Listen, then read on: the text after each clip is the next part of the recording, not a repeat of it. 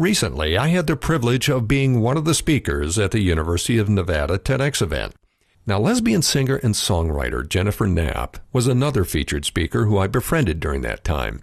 Her talk and music was about what it was like to come out as a lesbian while catering her music to, get this, mostly conservative Christian groups, if you can believe that.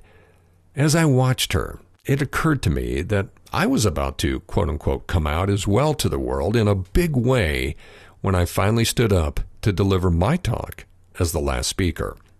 Now, the phrase coming out is typically associated with the act of acknowledging one's LGBTQ orientation to the rest of the world.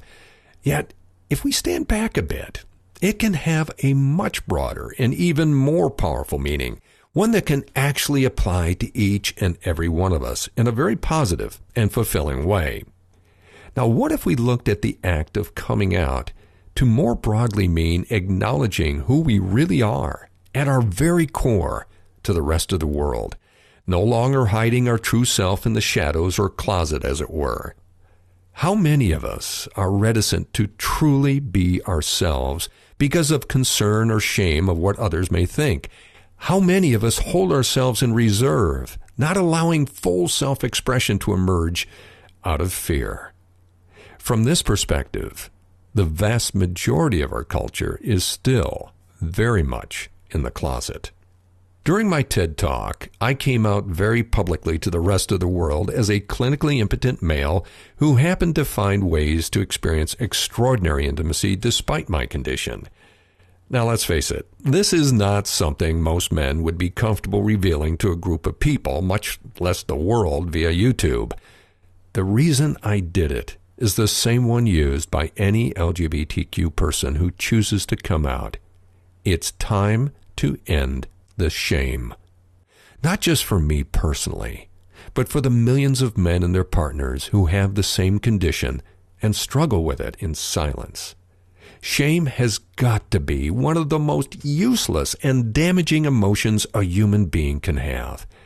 It's based on and triggered by what others think about who we are or what we do. Even self-shame is largely a projection of what others think of us or what we think they think about us.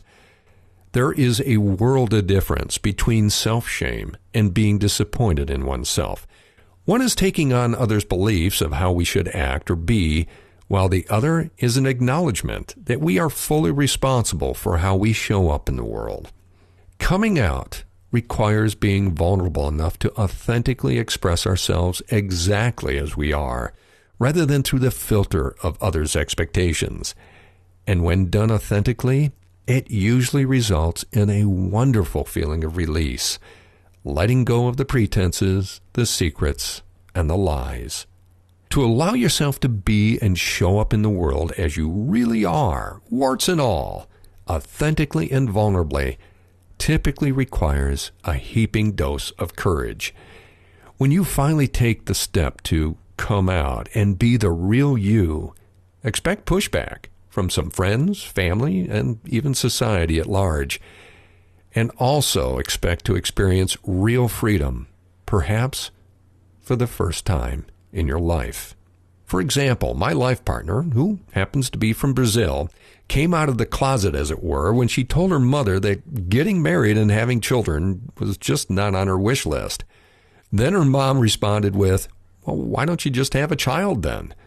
And as a result of having this courage, she is living the dream she always longed for and no longer felt imprisoned by her culture or its expectations of women just like her. Now, whether you are LGBTQ, impotent, or just quirky, we all have a duty to ourselves to screw up the courage to be our authentic selves, regardless of what others think.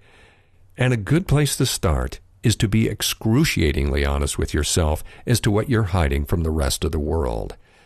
Whatever it is part of who you are, and that alone is all you need to feel the pride of coming out. Thank you for joining us for another episode of Extraordinary Intimacy with Michael J. Russell. For all speaking, media interviews, and workshop inquiries, go to michaelrusselllive.com. For private intimacy coaching, send an email to coaching@michaelrusselllive.com.